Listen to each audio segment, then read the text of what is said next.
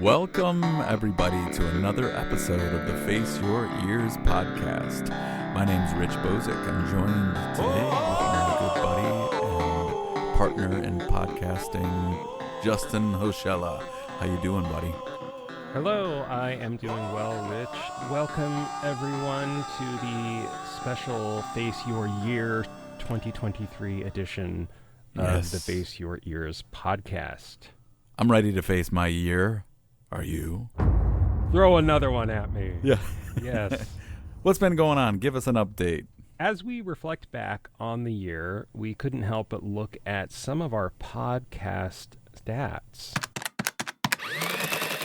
Rich, are you ready? Are you ready for this? Our first stat. I'm assuming you're ready. I didn't hear it. I'm ready. I'm ready. Okay. Rich is so ready. Okay, so our top episode for our podcast so far has been the DIY studio setup. So we saw most of our listeners really digging that episode, and it became our most popular. That's cool. I can see that. People wanting to jump into the ring of DIY. Another stat, and this is a really cool stat. We have one listener who listens to this podcast on a smart TV. Yeah. I want to commend that person. Yeah. We salute you, smart TV listener. I don't even know how to listen to a podcast on a smart TV, but you figured it out. Amazing. This individual is probably sitting at home with a crazy, insane sound system, cranking up the Face Your Ears podcast and sipping on a libation and sitting back in their recliner. Dolby surround, Atmos setup. We don't Yes. know. We can only imagine. But if you are that person that is listening on a smart TV, let us know. We want to give you a virtual high five. Rich, I don't know if you knew this, but we are actually approaching 750 episode downloads. And I just want to take a moment to say thank you. If you're listening right now, you are helping to grow that number. Our goal is to hit 1,000 episodes. At some point. Yes. At some point, yes. And we think that will be soon. Yeah, thanks to everyone who's taken the time to listen. And please spread the word if you have any relatives who are into audio, any friends who you think would enjoy this kind of podcast, any enemies for that matter. Maybe they can become your friend after you show them the podcast. Talented pets. Maybe you own a chimpanzee. I don't know. On that note, we are aiming for next year to maybe try to get our episode count to surpass 30. Yes. I think that's doable. Yeah, I think this past year we've more or less done about one episode per month. If we can stay on that pace, we will be able to hit 30 and possibly even more. Yeah, thanks for everyone for being part of this journey with us. And we wanted to thank everyone from our listeners in Africa to South America, all the way to Somerset, New Jersey, and Rhode Island. Sunny Somerset, New Jersey. That's great. We have a Rhode Island listener? I do believe we have a Rhode Island listener. Wow. Yeah. That's podcast country. That makes sense. That is podcast country. Definitely. Shout out to you, Rhode Island listener. Yes, here's to you. So, Justin, tell us why we're here. It's been a great year for us. And, Rich, that's why we're here, is to reflect on some of the highlights for us doing this podcast over the course of 2023. So what were some highlights for you as you reflect on the past year of recording Face Your Ears? I have to say, for the podcast, one of the biggest highlights is switching the format for our editing to Descript. I'm a huge fan of Descript. So Rich and I love doing this podcast.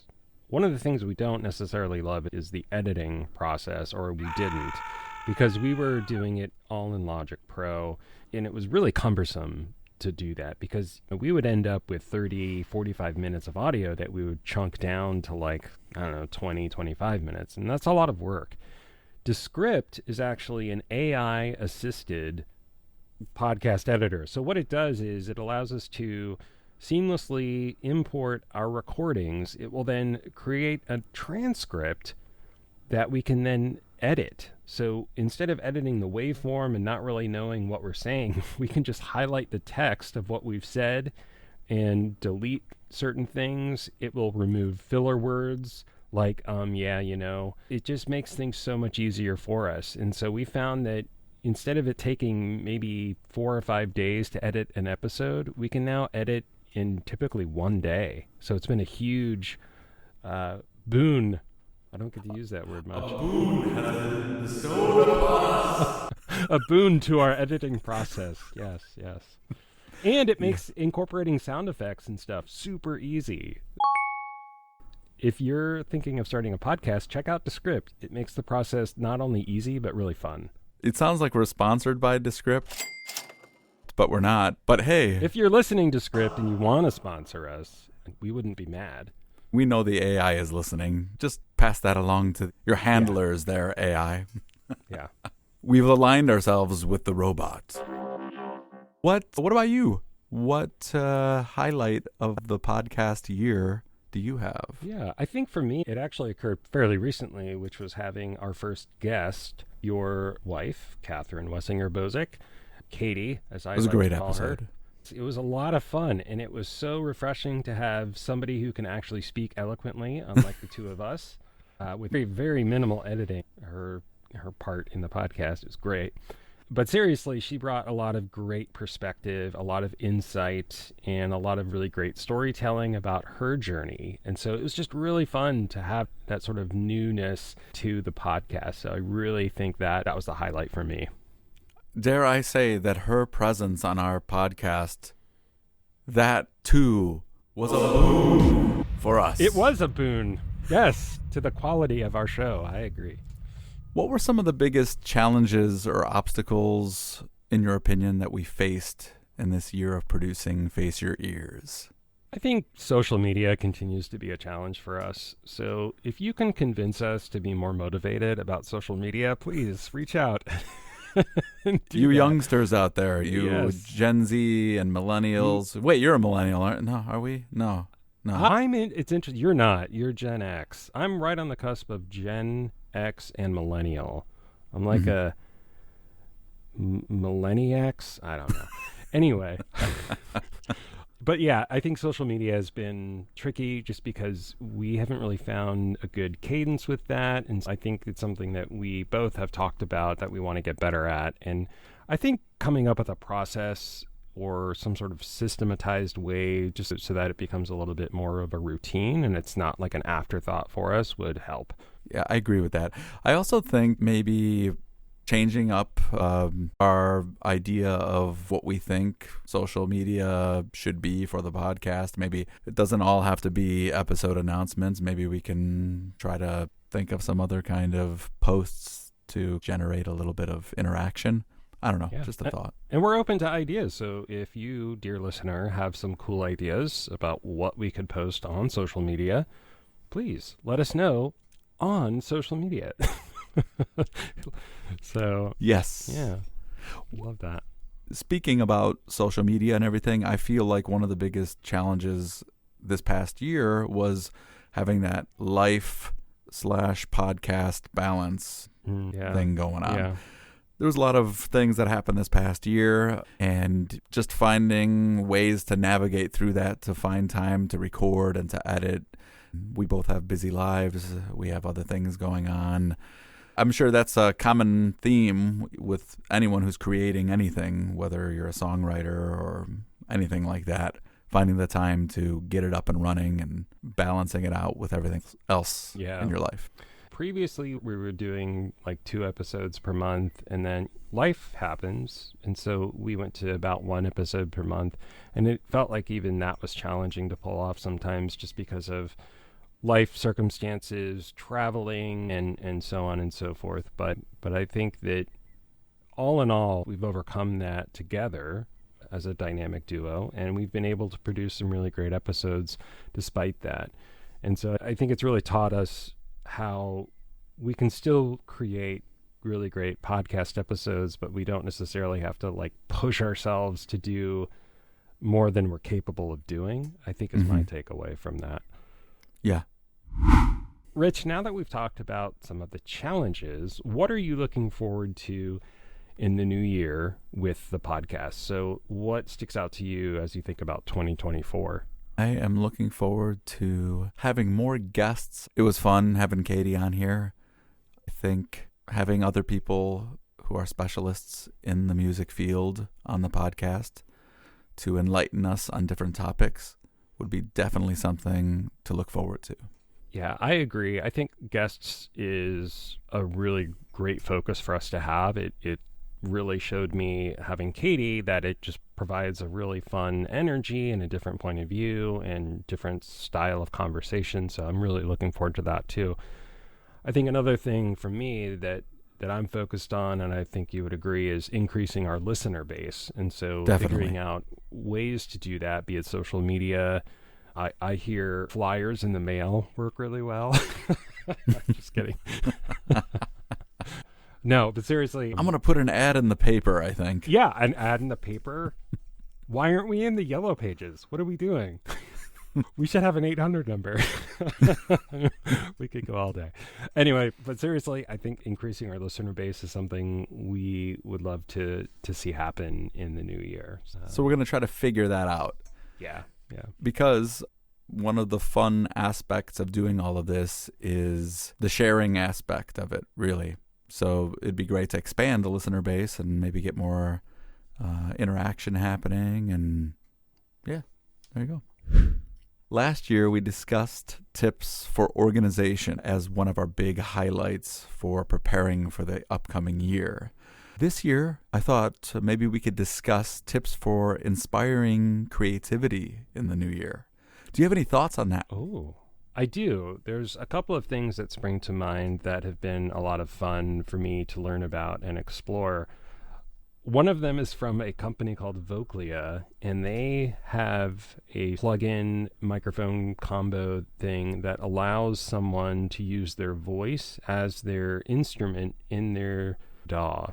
If you're someone that doesn't really have keyboard skills or guitar skills, you don't really play an instrument, but you sing and you come up with melodies like that, this will actually take your voice and translate it into effectively any instrument you want, including drums and including chords. So it really unlocks a lot of powerful creative output for somebody that might be limited in their physical dexterity in playing an instrument. So that's one that's really cool, and we'll include a link in the show description. Another one I've been enjoying is Logic Pro's most recent update, version 10.8. So there's some really great new features. They've taken their drummer feature to the next level. So before you could only have Logic Pro's virtual drummer on Logic's drum sounds. Now you can apply Logic Drummer to literally anything, even a piano if you wanted to, which might sound weird, but who knows? You could come up with creative ideas around that. But I've been using that for different drum sounds that I have that aren't from Logic. So like Native Instruments Battery, for example. So I can create like a cool drum sound or drum fill or beat using these third-party plugins, which is really cool. Another great aspect is Beatbreaker, which is this really cool glitchy kind of plugin that you can apply to audio to get some of these cool stuttering glitchy kind of sounds. And then another one that's exciting is Mastering Assistant, and that will master your audio. So it's not necessarily going to replace a mastering engineer with decades of experience like our good friend Barak. However, for somebody who's on a tight budget, who doesn't have a lot of time, for example, it's a really handy tool to get a very polished end product. Very exciting features in the latest version of Logic.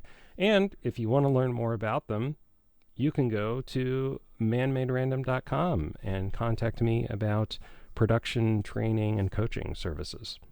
If I may add to that, I have sent clients to manmaderandom.com and have encouraged students to sign up to get some education in recording software, production techniques with Justin.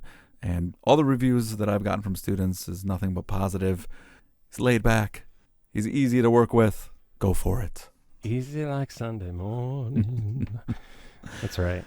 With regard to what we were just talking about, my advice for inspiring more creativity, of which I will be taking this advice as well for the coming new year, is to get out and go see more shows. Go see the local bands that your friends are in. Check out the singer-songwriter showcases that are happening in your area. That coffee house concert. Maybe go to that open mic night that your friend invited you to. Also, go to the art museum. Go see some shows at the theater. Get out there and get inspired by other art.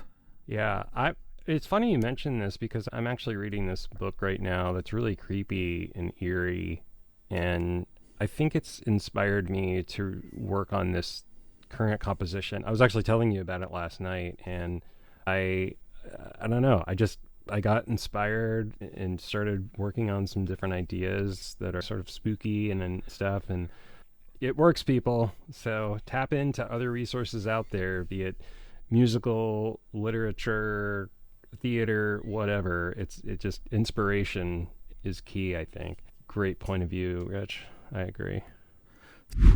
Just to recap, we talked about some of our highlights from the past year. What were some of your highlights? Did you get some projects done? Did you get out there and play that gig that you wanted to do? Did you collaborate with people that you were looking to collaborate with? We also talked about challenges and obstacles. What challenges did you face this past year in your creation process? Are there ways to streamline things? Are there things that you can do better to make things flow easier? And what kind of things are you doing to inspire creativity? We talked about some of the things that we thought could be valuable. Feel free, share with us, share with everyone who's listening on social media. Let us know tactics that you use to inspire creativity in your writing. But with all of that, I think we should bring this to a close. And I just want to say once again, thank you to everyone for listening the whole year. We look forward to releasing new content in the new year. Hopefully interesting stuff. We have some irons in the fire. I also, Justin, wanted to take a moment to really thank you for joining me every month to talk shop and to talk about all of this fun stuff. And it's great, truly great to be doing this with an awesome human being who has been in my life for so long. This is great. It's just an extension of a great friendship. Thank you. I agree, Rich. Thank you so much for saying that. I feel exactly the same. It's a joy in my life to get to do this with you, with someone that's so special to me. And this is a really special part of our bond and our relationship is music. And so it's great to have this as an opportunity to come together and dig deeper into something we both really love and are passionate about. And with that, we'll close things out. Thank you so much, everyone, for supporting our show and being a part of the Face Your Ears audience. We look forward to catching up with you in 2024.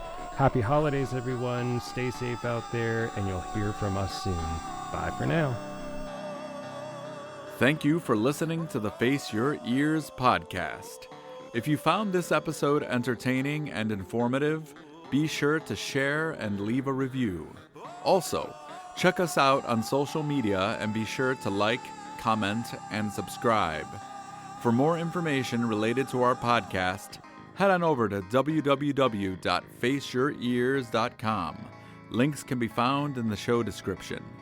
And remember, whether you're a musician just starting out or a seasoned professional looking to talk shop, it's time to face your ears.